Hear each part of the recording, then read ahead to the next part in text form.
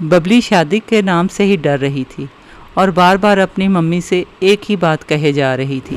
Mummy, यहाँ मायके में तो आपने ये बात सबसे छुपा ली और मेरी कभी भी इंसल्ट नहीं होने दी, पर मेरे ससुराल में अगर ये बात किसी को भी पता चल गई तो आप जानती हो ना मेरी कितनी इंसल्ट होगी।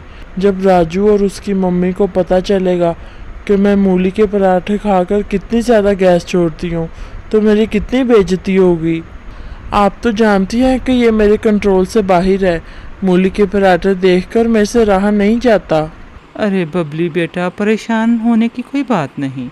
मैंने तेरे सूटकेस में बहुत से चूरन और हाजमे की दवाइयाँ रख दी हैं। तुम कोशिश करना कि रात को सोने से पहले कुछ ना कुछ चूरन वगैरह खा लिया करना और कमरे की खिड़की खोल कर सोना। और मूली के पराठे खाने की तो ज़रूरत ही नहीं तुझे। उस वक्त बबली माँ की बात सुनकर चुप रही, लेकिन उसके दिल ही दिल में बहुत खौफ और घबराहट थी। कुछ दिनों के बाद बबली की शादी हो जाती है और वो अपने ससुराल में आ जाती है।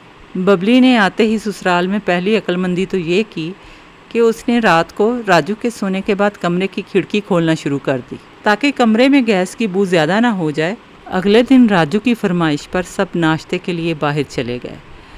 सब लोगों ने वहाँ पूरी और चने मंगवाए, लेकिन बबली से रहा ना गया और उसने अपने मनपसंद मूली के पराठे ऑर्डर कर लिए। इतने दिनों के बाद बबली ने जब मूली के पराठे देखे तो वो तो जैसे पागल ही हो गई। राजू की मम्मी ने जब ये देखा तो उसको बहुत गुस्सा आया, लेकिन राजू पास था इसलिए वो कुछ कह ही ना सकी और चुप करके देखती रही।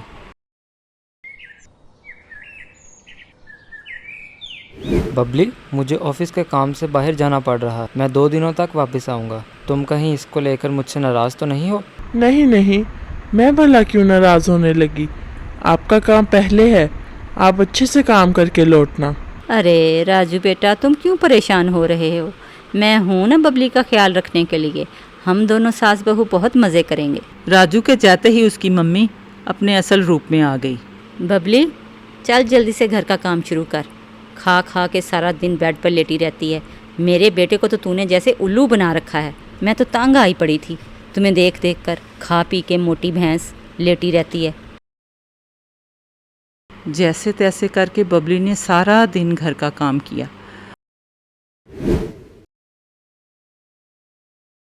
और उसको सख्त भूख लग गई। शाम को उसने अपने लिए मज़े के मूली के पराठे बनाए और सास के साथ बैठ गई खाना खाने के लिए। बबली, बिजली का बहुत ज़्यादा बिल आ रहा है। ऐसा कर, तू आज मेरे कमरे में सो जा। राजू तो है नहीं यहाँ। जी ठीक है मम्मी जी, जैसे आप कहें। अरे ये क्या, आज तो मैंने मूली के पराठे भी खा लिए हैं। अब मम्मी के साथ सोऊंगी तो उनको पता चल जाएगा कि मैं कितनी ज़्यादा गैस छोड़ती हूँ। बबली ने कमरे की खिड़की खोली और चुप करके सो गई। कमरे की खिड़की खुली होने की वजह से रात को जो भी उसने गैस छोड़ी उसकी सास को मालूम ना पड़ा, लेकिन दूसरे दिन उसकी बस हो गई और उसने इतनी ज़्यादा गैस छोड़ी कि बेख्तियार उसकी सास चीख उठी। अरे बबली, इतनी ज़्यादा बदबू कहाँ से आ रही है? एयर फ्रेशनर ला। हाँ मम्मी जी, मुझे भी बहुत स्मेल आ रही है, अभी लाती हूँ एयर फ्रेशनर। बबली फ़ौरन से एयर फ्रेशनर लाई और हर जगह उसने स्प्रे कर दिया, जिससे बदबू कम हो गई और बबली ने सुक्का सांस लिया और चुपचाप घर के काम करने लगी। सारा दिन काम करने की वजह से उसको बहुत ज़्यादा भूख लगी और उसने फिर पेट भर कर मूली के पराठे खा लिए। उस दिन वो इतना थक चुकी थी कि खिड़की खोलना भूल गई। इस वजह से सारा कमरा बू से भर गया और उसकी सास बू की वजह से उठ गई और चीखने लगी। बबली, अरे ओ बबली, उठ। मुझे तो आज पता चला है ये बदबू की फैक्ट्री तो तू है जिसने हर तरफ गंद मचा रखा है। उठ कमबख्त। बबली की सास को उस पर बहुत गुस्सा था और उसने 2-4 चमाटे बबली के मुंह पर मार दिए। इतने में राजू भी घर आ गया। अरे राजू बेटा, आ देख, हम तो बदबू की फैक्ट्री को ब्याह कर ले आए हैं। कमबख्त तुम्हारी इतनी बू छोड़ती है, इतनी बू छोड़ती है, मेरा तो दिमाग ही पागल हो गया था। मुझे तो इसको अपनी बहू कहते ही शर्म आ रही है। इतनी मोटी भैंस है और ऊपर से खा खा के जो कुछ ये करती है, मैंने तो अपने कानों को हाथ लगा लिया है। कमबख्त मारी कहीं की। छी छी, किसी को पता चलेगा तो हमारा कितना मजाक उड़ेगा।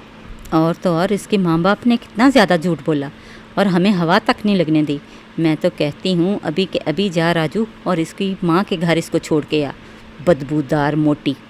माँ, मैं ये बात जानता हूँ। मुझे पता है कि बबली को गैस की बीमारी है। ये कुछ भी खा के बहुत ज़्यादा गैस छोड़ती है, ख़ास तौर पर मूली के पराठे। अरे राजू, तू ये बात जानता है और तूने मुझसे छुपा लिया। तू भी बीवी का गुलाम बन गया है। अरे राजू ये बात जानते थे और उन्होंने मेरे से इस बारे में पूछा भी नहीं और गुस्सा भी नहीं किया। लेकिन उनको इस बात का कैसे पता चला? मैं तो रोज़ खिड़की खोलकर सोती थी। माँ, ये बात मुझे उस दिन पता चली थी जिस दिन बबली बहुत गहरी नींद सो रही थी और ये खिड़की बंद करना भूल गई थी। मैं बहुत ज़्यादा स्मेल की वजह से उठा और मैंने कमरे में परफ्यूम छिड़क दिया।